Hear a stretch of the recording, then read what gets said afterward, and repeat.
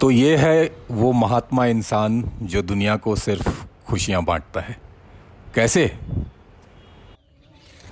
कुछ ऐसे।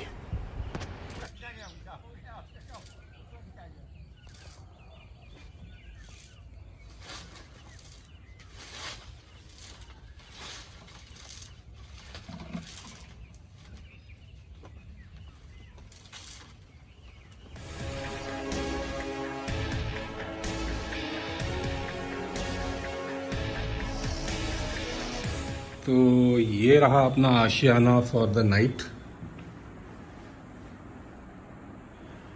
और ये अपना सामान पैक हो चुका है and we are good to go.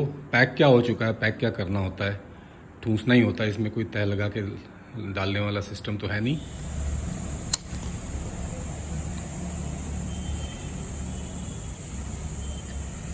So time हो रहा है 7:52 और किलोमीटर हेड रीडिंग दिखा रहा है 3542। मतलब तकरीबन 1200 किलोमीटर की राइड हम कर चुके हैं।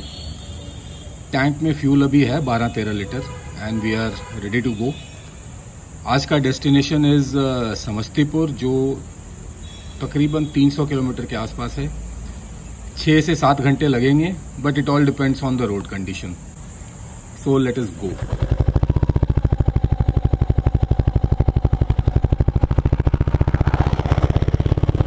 लैंडस्केप चेंज हो ही नहीं रहा है।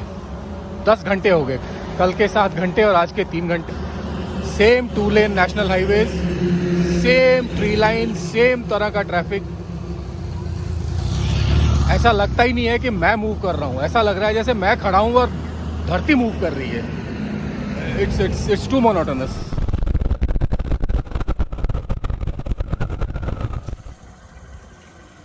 और ये बिहार के हर कोने में, हर खंबे पे, हर पुलिया पे लिखा हुआ है। और ये चल रही है अल्कोहल स्मगलिंग की चेकिंग। काफ़ी स्पेकुलेटिव सा है। सक्सेस रेट कितना होगा आप अंदाज़ा लगा सकते हैं। कंफर्म्ड इन्फॉर्मेशन पे ऑफ कोर्स कैच तो इनको मिलता होगा, बट ऐसे मेरे को ज़्यादा कुछ सीरियस लग नहीं रहा है। इसमें मेरा ओपिनियन कोई ख़ास मैटर करता नहीं है कि क्या सही है क्या गलत है। मैं तो सिर्फ इतना जानता हूँ कि हमारे ही देश में एक ऐसा स्टेट है जहाँ पे बहुत सारे बिहारी भी रहते हैं। वहाँ की सरकार एक बोतल के साथ एक बोतल फ्री दे रही है। और ये अपना बिहार स्टेट है जहाँ कंप्लीट प्रोहिबिशन है।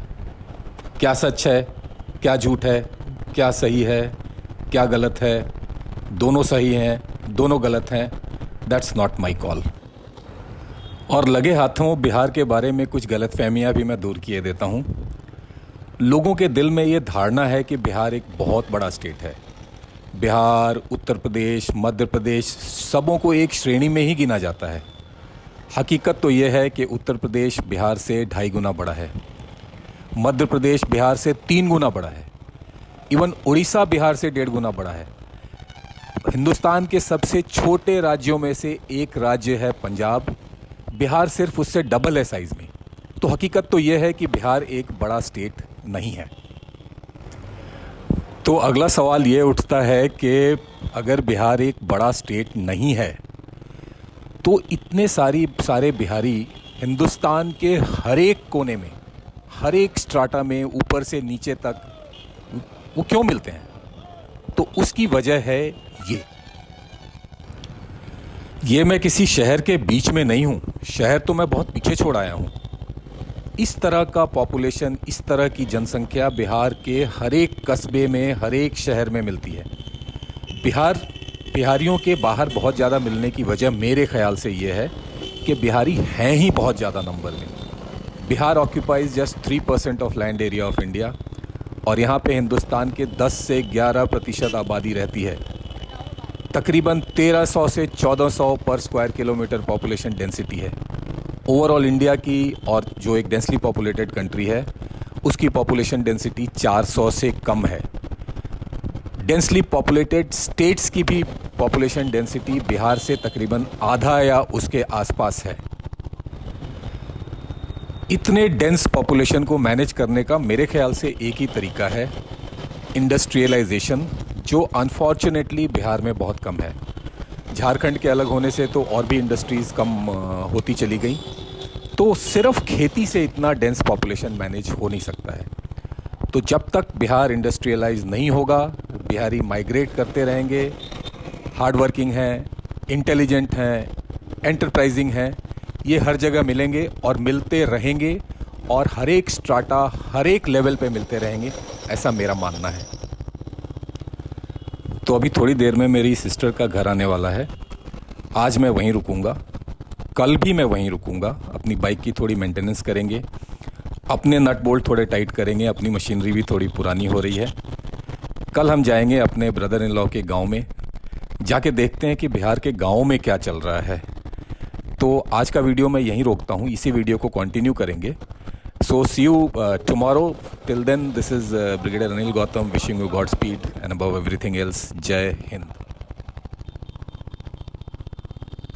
ये जो हम देख पा रहे हैं, ये पीछे एक लीची का ऑर्चर्ड है। बहुत कम लोगों को पता है कि बिहार में, पर्टिकुलरली मुजफ्फरपुर और समस्तीपुर इलाके में लीची बहुत ज़्यादा होती है और यहाँ से एक्सपोर्ट भी होता है। 1.25 एकड़ की प्रॉपर्टी है ये, इसमें तकरीबन 40 पेड़ हैं। और चलो मैं आपको दिखाता हूँ कि ये इसमें लीची होती कैसी है। अभी तो ये पके हुए नहीं है, बट जब पकने के बाद देखते हैं कैसा लगेगा। और ये है एक जेनेटिकली मॉडिफाइड आम का पौधा कह सकते हैं, पेड़ तो नहीं है, छोटा सा है। और नाम है इसका, वैरायटी का, मल्लिका। ये जेनेटिकली मॉडिफाइड है, यहाँ लोकल पूसा इंस्टीट्यूट में रिसर्च करके इसको बनाया गया है। और ये छोटे से पेड़ में काफ़ी सारे आम होते हैं। सो कहने का मतलब ये है कि मॉडर्न फार्मिंग भी चल ही रही है।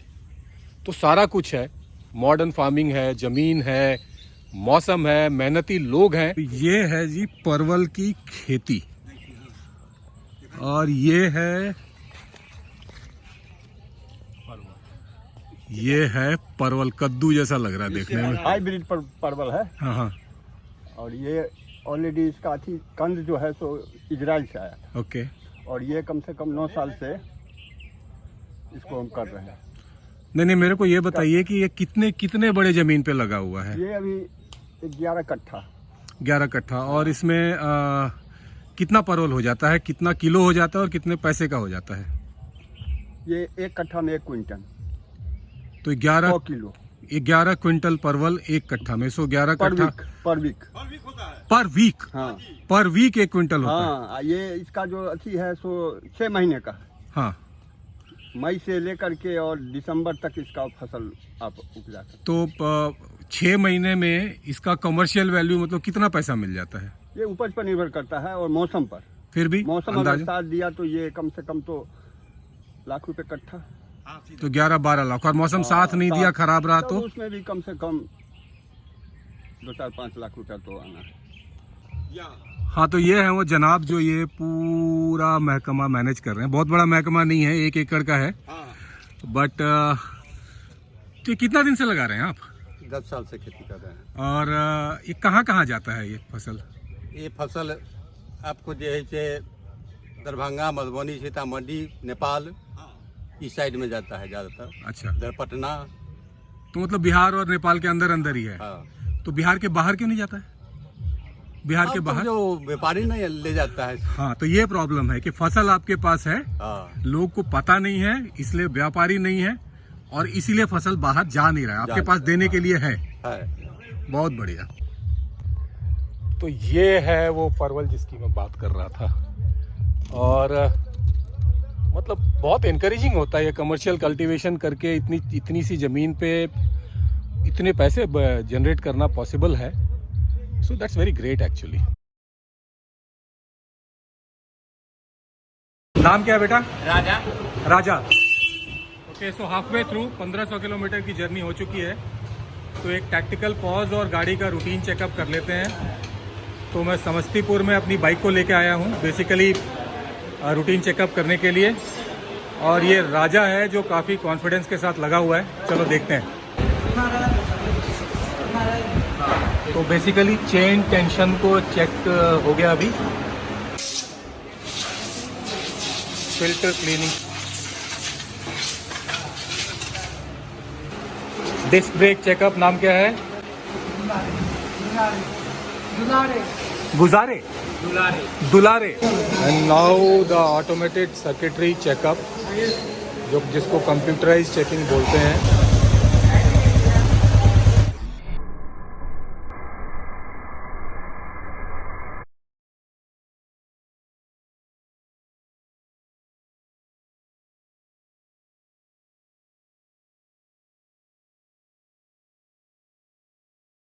तो बाकी हर एक जगह का क्विजीन का काफ़ी नाम होता है, और बिहार के क्विजीन के नाम पे लोग सिर्फ लिट्टी चोखा के अलावा ज़्यादा कुछ जानते नहीं हैं। लेकिन आपको ये बता दूं कि बिहार में हर तरह का नॉनवेज और वेज डिश बहुत अच्छा बनता है। आज मैं ट्राई करने आया हूँ समस्तीपुर में, एक फेमस शॉप है, छोटी सी है बट बहुत फेमस है, Shambhu hotel. So let's go and try their food. तो ये है जी समस्तीपुर का फेमस शंभू चिकन। हम्बल सी जगह है, बट इसको अभी खा के देखते हैं और बताते हैं कि ये है कैसा। बहुत अच्छा,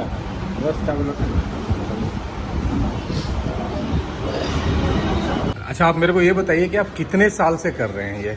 हो गया मेरा 21वां साल। 21वां साल। जी हाँ। और दिन में कितना मटन बनाते हैं? 15 केजी। 15 किलो मटन बनाते हैं। और चिकन कितना? Chicken 7 kilo 8 kilo. तो टोटल दोबारा भी बना लेते हैं। तो मतलब टोटल 25 किलो मीट का आपका कंजम्पशन है। आप मटन बनाने का तैयारी कितना देर पहले शुरू करते हैं? कितना देर में तैयार होता है वो पूछ रहे हैं सर? नहीं मतलब आप काटने के जब मटन लेके आते हैं उसके बाद उसको मसाला वसाला में मिला के कितना देर रखते हैं? 45 मिनट। 45 मिनट। 45 मिनट में रेडी हो गया। और कोई स्पेशल मसाला आपका? ऐसा कोई नहीं है सर, जितना जो मसाला है वही सब दे रहे हैं। वही मिलता है। और 21 साल से आप कर रहे हैं? 21वां साल है। 21वां साल है। और कितने देर तक दुकान कितने बजे खुलता है, कितने बजे बंद हो जाता है? सुबह 8 बजे खोले, 5 से 6 बजे सारा आपका कंजम्पशन हो जाता है। तो ये थे जी Shambhu ji, the owner proprietor of the famous Shambhu chicken. ये है उनका चिकन, सॉरी मटन। तो आज के वीडियो में बस इतना ही। कल चलेंगे एक नई मंजिल की ओर। कल का डेस्टिनेशन है सिलीगुड़ी, जो 375 किलोमीटर दूर है। मुझे मेरे ब्रदर इन लॉ ने बताया है कि सड़कें अच्छी हैं, बाकी सड़क पे जाके ही पता चलेगा। तो कल मिलते हैं आपसे एक नई सड़क पे, एक नई मंजिल की ओर। तब तक के लिए this is brigadier Anil Gautam, wishing you God speed and above everything else. जय हिंद।